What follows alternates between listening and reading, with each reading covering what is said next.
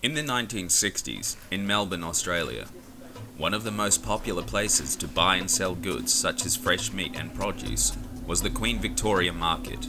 A lot of grocers who owned stalls in the market were of Italian descent, primarily from Calabria, a region in southwest Italy. Most Melburnians had no idea that there was a dark underbelly to the seemingly harmless wholesale goods market. It would all come to light after a series of violent attacks and murders took place in the 1960s, all with links to the Queen Victoria Market and its Calabrian community. As investigations intensified in 1964, the Victorian police realised they were playing a whole different ballgame and invited two overseas experts on Italian organised crime to assist. Through the findings of these experts, a report was written. It confirmed the fears of the Victorian police. The presence of an Italian criminal organisation had been firmly established in not only the state of Victoria, but several other Australian states. This is the story of the Australian Mafia.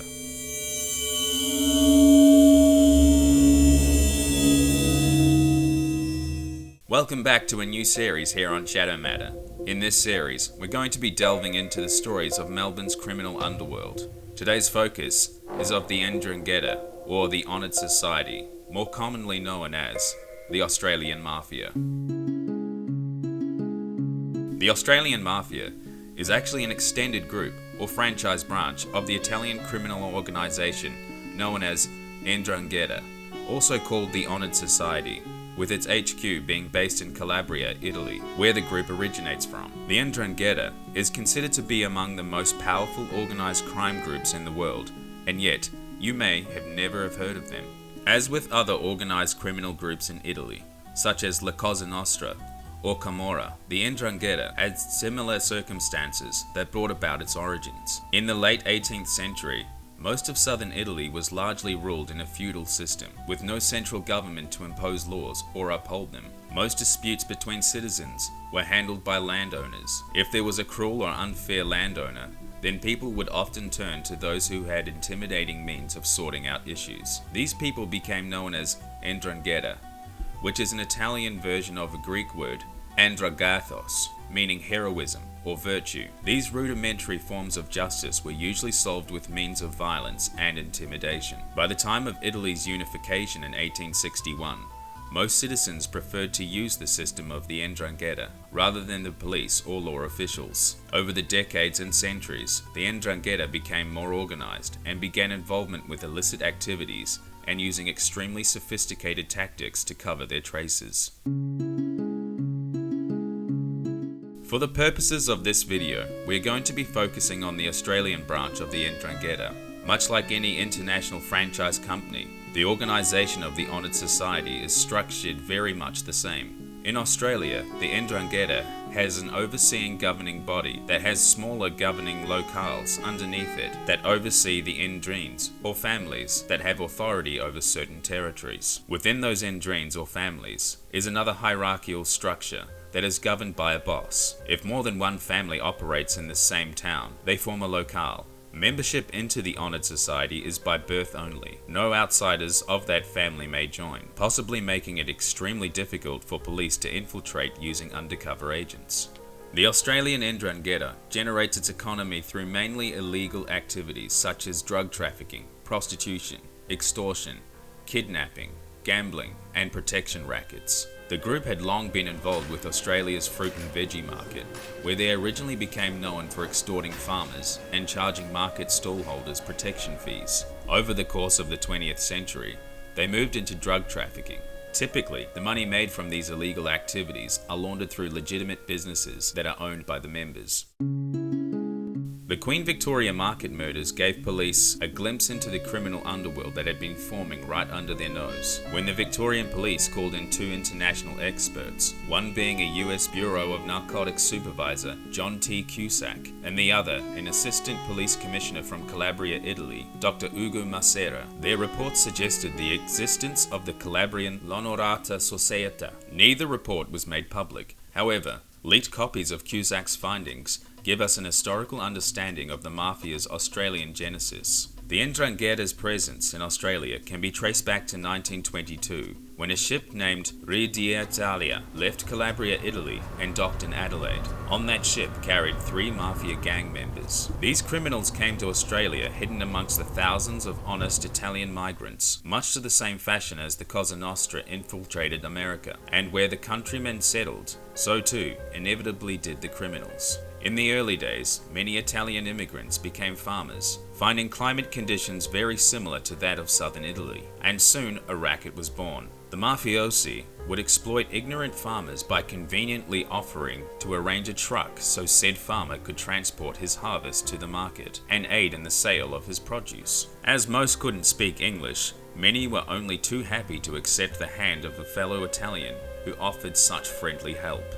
After gaining trust, the criminal had an avenue where he could pull cons and run scams such as underquoting market value, pocketing the difference in markup upon sale, therefore making himself rich on the sweat of his own countrymen. There were also black hand sugarcane operations operating in Queensland at this time. After the arrival of these Calabrian criminals, cells would begin to appear. These cells are also called Ndrangheta, or families. Unlike their Sicilian or American counterparts, such as the infamous 5 families of New York, these families or Ndrangheta are comprised totally through bloodline. There are several Ndrangheta or cells in Melbourne. These major families are named as Italiano, Arena, Muratore, Benvenuto, and Condello. The first known members of the honoured society to arrive in Australia were Antonio Barbaro, aka the Toad, who settled in Victoria, Domenico Strano, who settled in New South Wales, and Antonio Macri, who was reported to have set up in Perth, Western Australia. These 3 men would later become some of the biggest and well-known names of the Australian Mafia during the first half of the 20th century.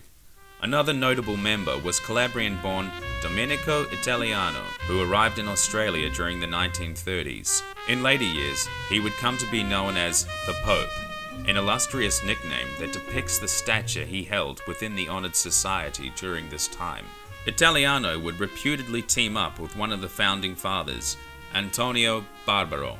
Together, they would condense a tightly knit cell of friends and relatives into what would eventually be recognised as the first Melbourne-based Ndrangheta, or family. As a commission agent in the produce industry based in the well-known Queen Victoria Market in Melbourne, Italiano, with Barbaro acting as his chief enforcer, would organise the theft and extortion of the produce market into a racket.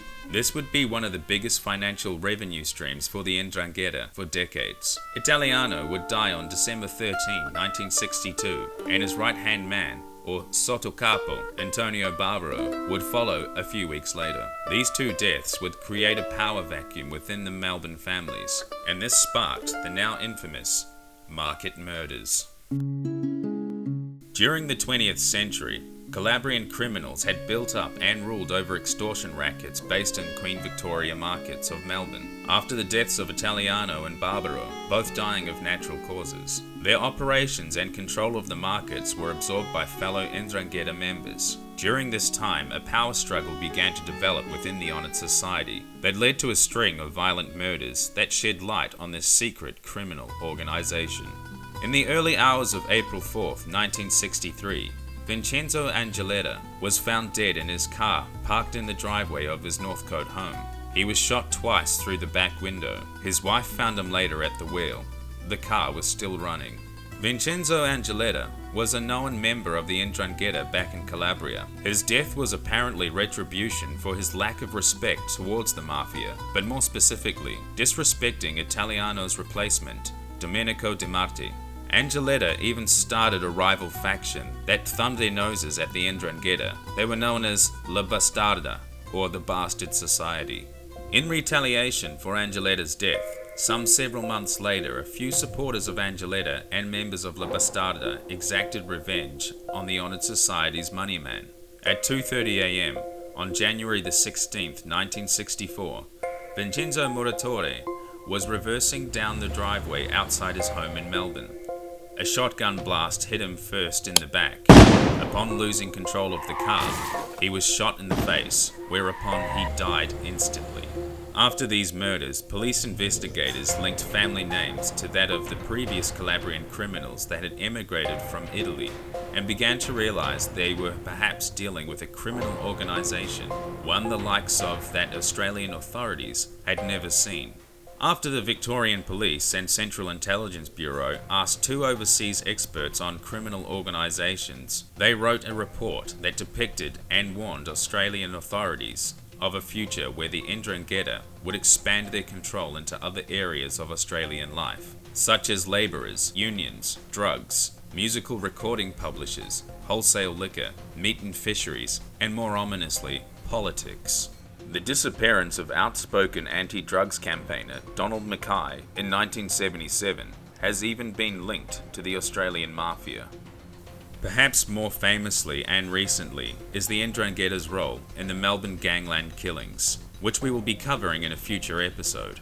But as a brief overview for this video, we will discuss a few of the facts. In January 1998, Melbourne's gangland war kicked off with the shooting of Alphonse Gangetano, ushering a decade of infighting between the city's top crime families. 36 murders were to follow, all surrounding a man named Carl Williams, who was trying to muscle in on the Ndrangheta's drug game. While this was all going on, the honoured society remained on the fringes of the conflict. Its only major loss came in 2000, when Melba's Ndrangheta boss Frank Benvenuto, a greengrocer by day, mob boss by night, was murdered in his driveway at his suburban home.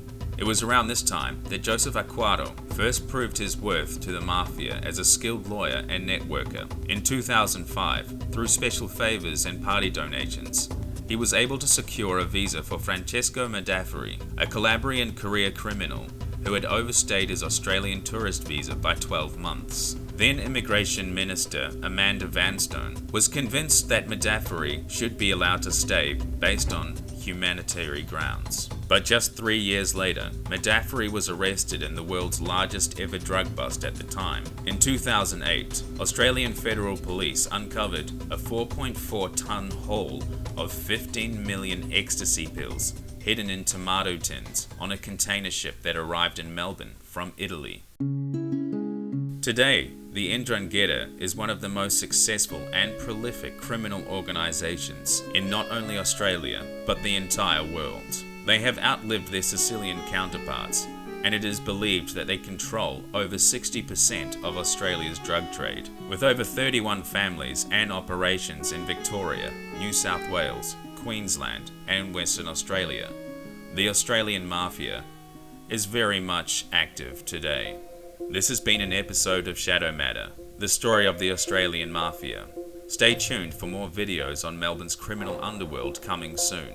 And as always, if you like this video, then please give it a like. And if you want to see more content like this, then hit the subscribe button and hit that notifications bell to see more. And together, we can explore the strange, the terrifying, the unknown, the shadow matter.